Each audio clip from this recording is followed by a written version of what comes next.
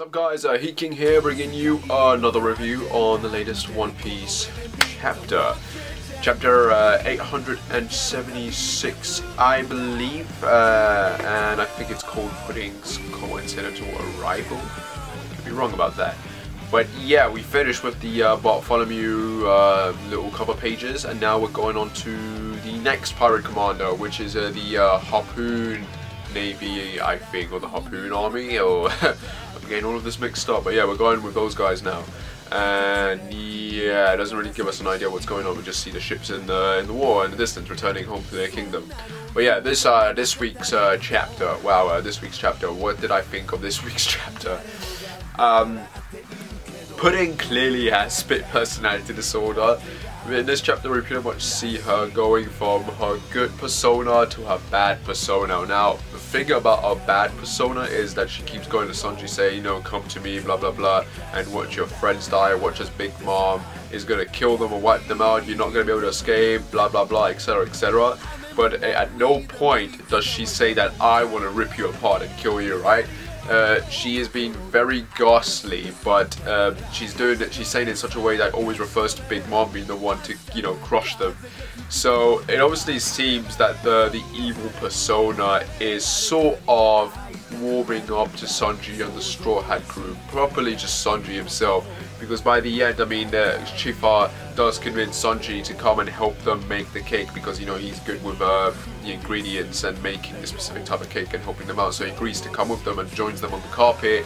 And you've got the evil persona sort of saying, you know, I'm not doing all of this blah blah blah just to like help you out and save them. You know, it's a very subtle thing, but you can tell that Oda's just sort of laying the groundwork here that yeah, these two personas are sort of clashing, but at the same time they want to both help in their own screwed up sort of way.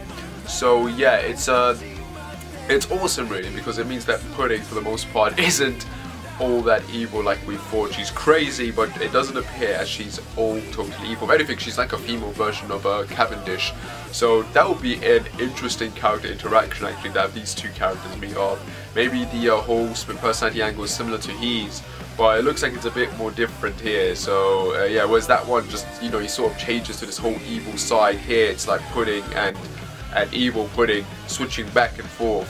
I'm wondering if there's a third one, and it's all to do with the eyes, maybe. I don't know, but in this chapter we also see her using her powers of memory on the seducing woods to help the Straw Hats getting through them while they go off. And Sanji, and you know, as he's on the carpet flying over, he looks down at the Sunny being attacked, and he sees Brook and Chopper having, you know, kicking ass. You got all these, you got all of Broly's army coming through the mirror in Nami's ruin. So that's keeping those guys occupied. You know, Katakuri and Peroni haven't done shit yet. You know, they're just sort of staying on the sideline watching. And Brook makes it clear to Chopper they need to break Nami's mirror, so these guys won't keep coming through. So that's the objective now, and then of course they're gonna have to take care of those two. It's strange that Katakuri and Peroni are just sort of sitting there watching this. I mean, they're convinced. Peroni at least is convinced that Big Mom's taking care of the Straw Hat crew, and that only leaves Brook and Chopper. But strange that Katakuri just sort of sitting there. I mean, he's got the whole kind of clairvoyance power and gifts, so he probably knows what's up, but he's not saying or doing anything yet. But obviously we're going to be getting some sort of big fight between him and Brook and Peroni and Chopper, maybe, or just all four versus each other. That would be great to see, and I'm looking definitely forward to that. But obviously you've still got Luffy and the others escaping. You got Zeus pretty much going back to Prometheus and Big Mom. And Big Mom at this point is she's just completely crazy. I mean, that attack from Nami didn't do shit. It just made her, it looks like she just made her more angry, and she's breaking through the ground to get at them. You know, that's how powerful she is, and it's insane. Like, it's just insane. Like, the whole visual representation of this is just like, it's out of this world. Then again, I mean, we've seen what Kaido can do, so you know, it's not all that amazing, but still, like, you have to wonder how they're gonna get out of this, and it all depends on this cake. So what does this exactly mean? They're gonna feed her, right? Is she gonna thank them afterwards for that? I mean, to be fair, this all falls on Luffy, because he's the one who pretty much screwed up the entire plan from the get-go. If he hadn't jumped out of that cake, right, the entire assassination plot might have gone according to plan. Unless Luffy, and he's not saying it, he doesn't want to admit it yet, he didn't want to kill Big Mom in the first place, but and that's still a thing that just weirds me out. I mean, he was all up for working with Capone to kill someone. Think about that for a second. Have we ever seen Luffy kill someone? And I mean, I think Erlong is dead, so I'm thinking he's the only character that Luffy's ever straight up killed, because I don't think we've seen or heard anything of him being alive. But Big Mom, like, why go through that trouble? I don't know. It's just a bit weird, like, that he would agree to this. Like, that whole aspect of that arc still just sort of like confuses me. Like, doesn't frustrate me or anything. It's just like, why? Is there something more at play here? I don't know. But yeah, obviously this is all Luffy's fault. He ruined that cake, and Big Mom wants that cake, and now Sanji, Pudding, and Chifa are making that cake to give to her. Is she gonna let them go if they do this? Have that, you know, have that taste of that cake and be like, okay, this was very, very good. I don't forgive you, but just because of this, I'm gonna let you guys go. But the next time I see you, I'm gonna kill you. So that sort of thing. Is there gonna be some sort of respect? Because there needs to be some sort of code of honor between the Yonkos. And so far, it just seems that the only one who has any kind of code is Shanks.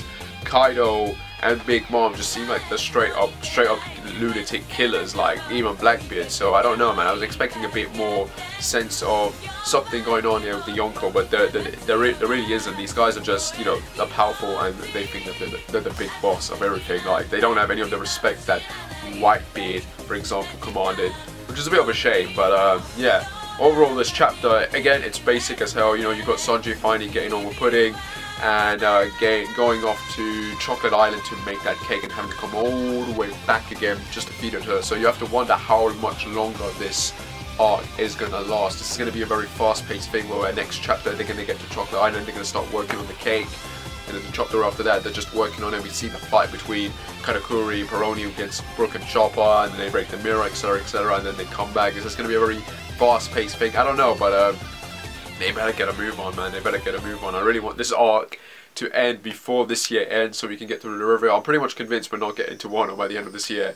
Probably the beginning of next year, but definitely not by the end of this year. I just don't see that happening. We're in August right now, and this arc is still ongoing. Like, it's insane. But yeah, overall, it was a decent chapter, and I can't wait to see what happens next. And I'm just sort of crossing fingers here that Pudding will probably join with these guys, or maybe someone else will besides Jibe, because that's just way too obvious at this point. But I'm hoping someone else joins the Straw Hat crew officially and properly. But yeah, overall a decent chapter, and yeah, I can't wait to see what happens next. As always, guys, like and subscribe, wherever, and tell me your thoughts down below. And I shall see you when I shall see you. Take care, and bye.